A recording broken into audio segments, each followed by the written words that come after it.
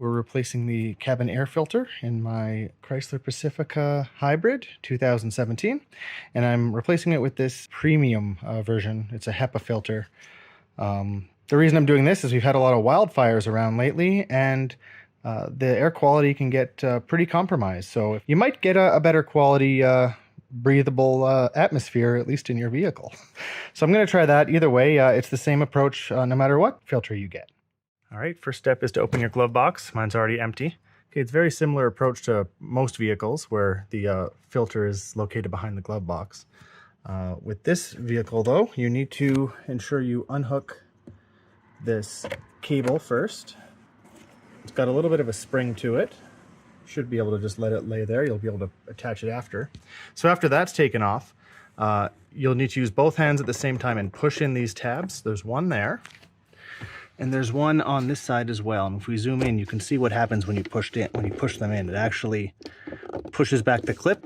This catch is what stops the glove box from opening further. Okay, so I've done the one side, and in this vehicle, they're actually quite difficult. So I used both hands to kind of pull this so it get around the edge. Now it's sitting there. So now if I do this side, whoops, there we go. It actually falls right out. So you can let that lay there. And up here is where we're going to get the access to the filter. All right, so there's this, I guess, protective foam or padding here. So if you just unclip it from below here, there's two clips, and just kind of pull it down. There are some pressure clips in the top here that need to be removed as well, but really it's just removing this. All right, so now we have access to where the air filter is. You basically, there's these clips on either side here. I'll zoom in there. There's these clips on either side, and you just push them open on either side while pulling on the, there we go, while pulling on the tray here, or the cover I should say, and that pops off. And there is our cabin filter. Let's see how gross this one is.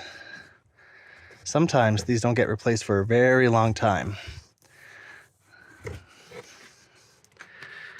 Yeah, it's not exactly clean, but I've seen worse. So that's the old one. We'll put the new one in. All right, here's our new air filter. And as you can see, it's airflow downward. And according to the instructions on the filter itself, it actually says point the arrows down towards the floor, which means the airflow is coming from the top down. So we will simply, we're gonna slide that in kind of at an angle. Luckily, these things are flexible, and you can do, when you use two hands, it's easy to get it in there. But so yeah, you kind of have to give it a little push and bend to get around this here, but you just put it in and you slide it all the way back. And once you get the cover back on, which is as simple as pushing it back on and pushing those clips in, you're back in business. So now we're going to take these clips and make sure they go back into the holes at the top here, and then we'll put this lower tab back in here as well.